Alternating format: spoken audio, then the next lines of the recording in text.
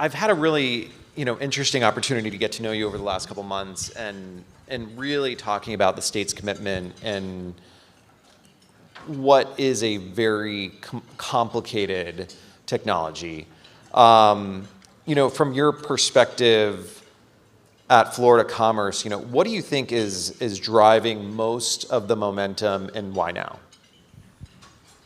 Sure, I think it's a great question, and there's a long answer. I'll give the short one, but I think we're positioned well in terms of what our sort of our thesis is as a state for economic development, and I think we're positioned well in terms of the industries that are strong in Florida. I mean, one of our basic beliefs in economic development is you can't chase everything.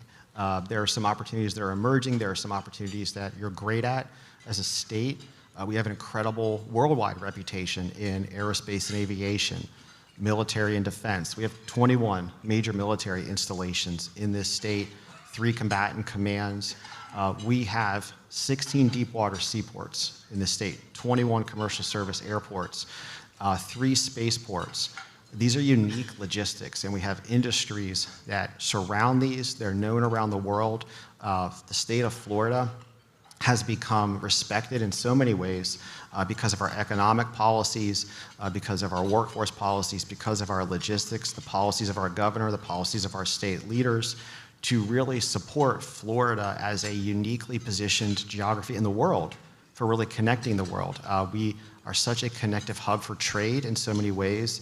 I mentioned some of the industries, but in Palm Beach County is a phenomenal example. South Florida is a phenomenal example of our strength in financial services, cybersecurity, data privacy, data security, everything that kind of supports those key industries. And life sciences as well. We have a number of key hubs around the state. We're in one of them for life sciences development. We are a leader in pharmaceutical manufacturing, medical device manufacturing, and our universities that are here today, our economic development leaders around the state, they all really take ownership of so many of these industries.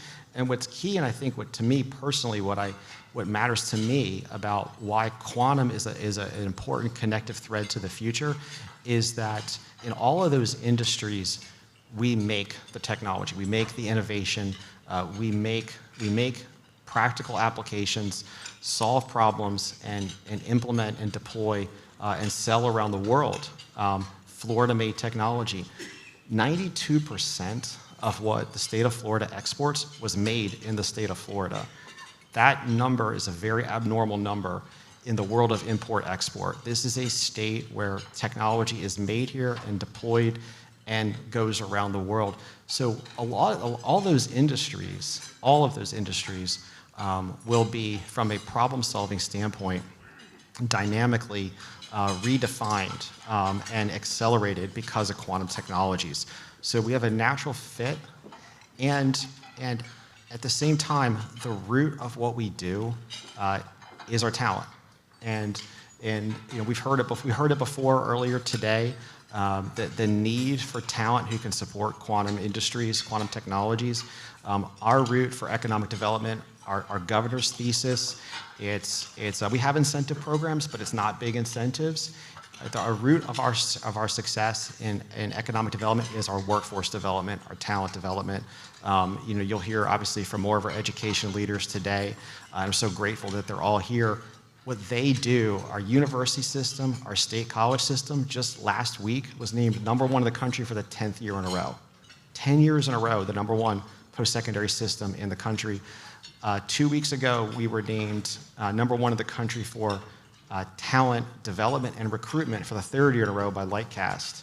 And that's a source of pride for us, because for us to take on an industry, scale an industry, be nimble, and as an industry grows and innovates, be able to flex into that space requires great talent. So I think all of those things combined, I think quantum adds to our desire to make and innovate and own and even manufacture, and do so in a way that helps our national security, data security, financial security.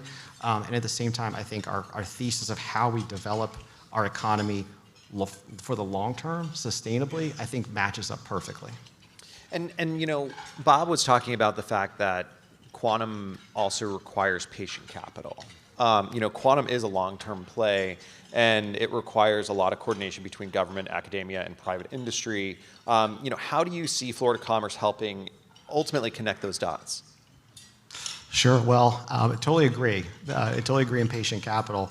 At the same time, it's important in any sector to have partners who can help accelerate best practices, early wins, get companies into a position where they're contributing and actually creating jobs, and they're in a net positive revenue position. And our universities came to us in part for that reason, which is this should not just be an academic exercise. We should make sure that where we can, we get companies into a positive position. They're creating jobs. Their revenue is a net positive position, and do so in a way that creates points of light. I probably have probably cornier ways I can say it, but basically the bottom line is to create great examples of companies that point to the fact that this is truly an industry where you can accelerate and you can create great jobs and make money. I think entanglement is the word that you might be searching for. Talent is always sort of a bottleneck.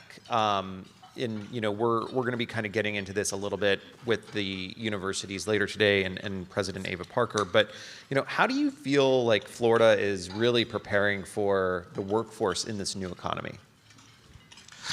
Being nimble is a big part of it, but more importantly than that, we're a very STEM-driven state now. That wasn't true even 15, 20 years ago. There were isolated pockets where that was true, but as a state, we've become a very engineering-driven, chemistry-driven, STEM-driven state, and the science that we're talking about, the innovations that we're talking about require that engineering leadership, require that understanding of how these technologies connect to things like aerospace and aviation and logistics. And so that kind of investment in a number of our universities, a number of our colleges, really growing our presence in STEM-driven industries, I think has helped prepare us. But at the same time, where quantum goes and where other sectors go in 5 and 10 years, we don't always know. So you've got to have that deep bench, STEM-driven background. The state has become the fastest growing state for tech establishments, but at the same time, the fastest growing state for manufacturing establishments. And bridging that gap is a commitment to STEM education, K through 20, not just our university and college system, but it really is a commitment K through 20, a full educational vertical.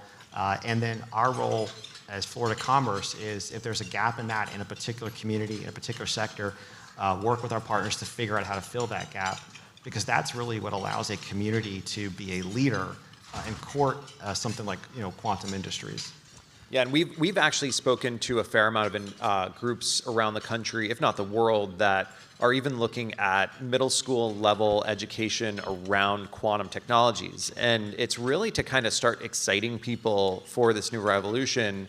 And I think what's been interesting to see is sort of how we're shaping these people so that once this really does become a full-fledged economy and an ecosystem that is more ubiquitous. I always joke that in a few years from now, we're probably going to see everyone changing their LinkedIn profiles from AI expert to quantum expert.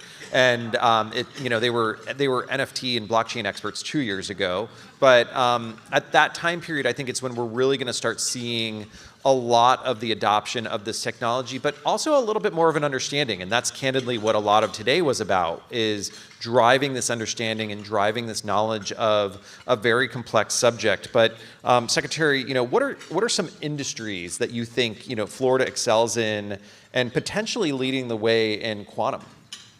Sure. We'll start here where we are locally in Palm Beach County, but it's true at other parts of the state too. Financial services, fintech, and life sciences, cybersecurity, cryptography, industries that are critically important for quality of life, your personal financial security at home, but also the financial and data security of your business. Absolutely critical. Statewide, we have incredible aerospace and aviation and military and defense ecosystems.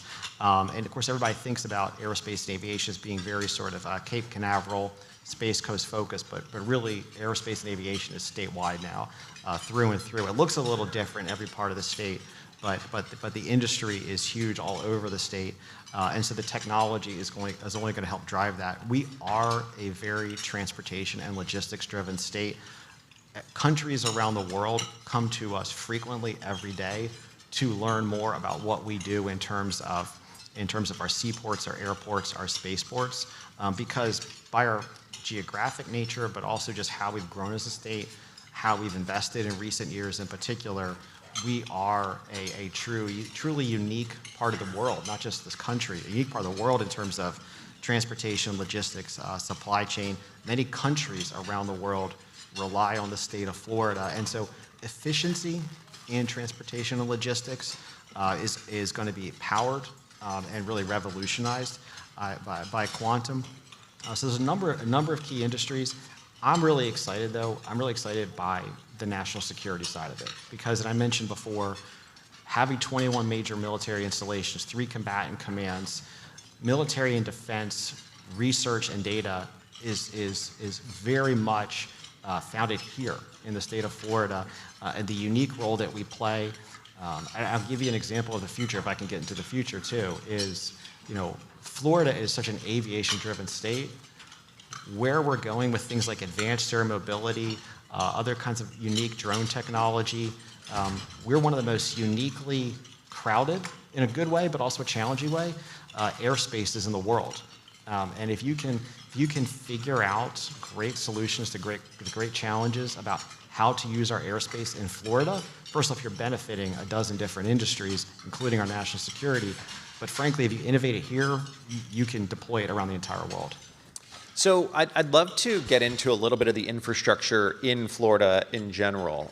So we heard on the last panel about the Lambda Rail, and even Jim from Alero was talking about his quantum networking advantage that they bring to the table.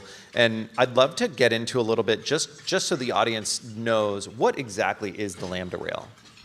The Lambda Rail is basically a fiber optic connective thread to almost all of our universities, public, and even a number of private universities around the state, and even other locations right here in Palm Beach County. And it really is a unique investment that happened about 15, 20 years ago from a research and development perspective, that if you as a company, as a public sector partner, private sector partner, investor, if you are partnering with one of our universities, even some of our colleges, even some of our private universities, you have the chance to, while you're working maybe at one site, to connect to the entire state.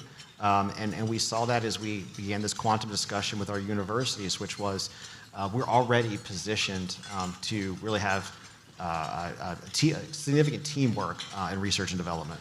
Yeah, and I think that sort of alludes to, if we had a physical quantum system here, and I spoke with, several of the professors at the various universities and, the research labs, that it would be instantly connected throughout the state. And I think that's one of the really strong features of our state, in the fact that we wouldn't have to go out and, buy a quantum computer and then figure out how do we then connect this computer to other locations around the state. It would actually be instant. And that's kind of a really, really unique thing about what we're doing here. So on that note, I want to wrap it up with one last question. If you and I are sitting here in 5 years from now, what do you think success looks like for sort of Florida and the quantum economy?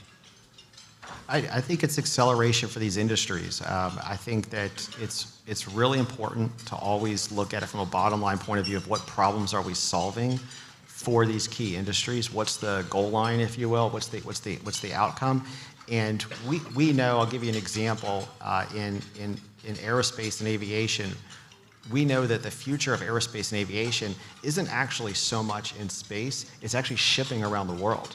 That conversation's real. It's happening now, where shipping from Cape Canaveral to London to Sydney to other locations around the world is going to be done by virtue of aerospace technology. So briefly leaving orbit, but otherwise shipping in a different way. And I think that we should constantly be the leader in this. We have the assets, the resources, the people.